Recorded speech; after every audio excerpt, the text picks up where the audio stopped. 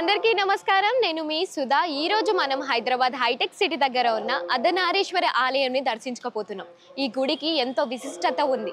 తెలంగాణలోనే తొలి అర్ధనారీశ్వర ఆలయంగా పేరు పొందింది. ఏకశిలలో శివపార్వతులు కొలువుదీరిన మహిమాన్విత ప్రదేశం ఇదే. ఈ ఆలయం ప్రాధాన్యత ఏంటి, ఎప్పుడు నిర్మించారు, భక్తుల కోసం ఎలాంటి సౌకర్యాలు చేశారు, ఇలాంటి వివరాలన్నీ మీకోసం చూడండి.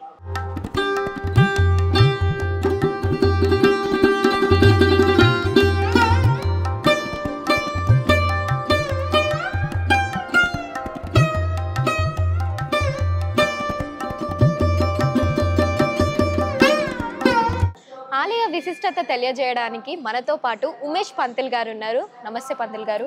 నమస్కారం అండి. ఓం శివశక్తియే నమః. వాగర్ధా వివ సంప్రోక్తో వాగర్ధా ప్రతిపత్తయే జగతః పితరో వందే పార్వతీ పరమేశ్వరౌ. శ్రీ శివశక్తి అర్ధనారీశ్వర స్వామి వారి దేవాలయము. ప్రపంచంలో మనం ఎక్కడ చూసుకున్నా శివుడు వేరుగా అమ్మవారు వేరుగా ఉంటుంది.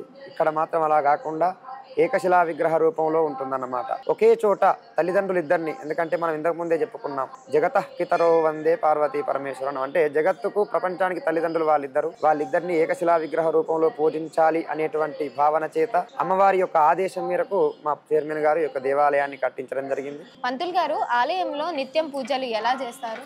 ఉదయం 6 నుంచి 11 గంటల వరకు భక్తులచే అభిషేక కార్యక్రమాలు నిర్వహిస్తారు. సాయంకాలం రుద్రపారాయము, నక్షత్ర హారతులు ఉంటాయన్నమాట. అట్లాగా మళ్ళీ మంగళవారం వచ్చేసి పక్కనే ఉన్నటువంటి రేణుకా ఎల్లమ్మ తల్లికి పొద్దున అభిషేకము, సాయంకాలము పారాయణ కార్యక్రమాలు నిర్వహిస్తారు. తర్వాత నక్షత్ర హారతులు. ఇట్లా వారం రోజులు కూడా విశేష పూజలు అన్నమాట. రోజో రకమైనటువంటి పూజా కార్యక్రమాలు జరుగుతూ ఉంటాయి. సో గైస్, అర్ధనారీశ్వర ఆలయం విశిష్టత వివరించడానికి మనతో పాటు చైర్మన్ మైపాల్ గారు ఉన్నారు. నమస్తే సార్. నమస్తే. సో అర్ధనారీశ్వర ఆలయం విశిష్టత మాకు తెలియజేస్తారా? అందరికీ నమస్కారం. నా పేరు మహిపాల్, అర్ధనారీశ్వర ఆలయం temple trust chairman cum founder. నమస్తే, నా పేరు మధులత. అర్ధనారీశ్వర్ల గుడి వ్యవస్థాపకులు అండ్ ధర్మకర్తలం. మేము గుడి కన్స్ట్రక్ట్ చేయడానికి యాక్చువల్లీ మేము ఫస్ట్ ఇక్కడ విగ్రహ ప్రతిష్ఠ జరిగిన తర్వాతనే ఆలయం కట్టడం జరిగింది. సో మాకు ఇది ఆలయం కట్టడానికి ఏదో మేము అనుకొని చేసిన కార్యం అయితే కాదు.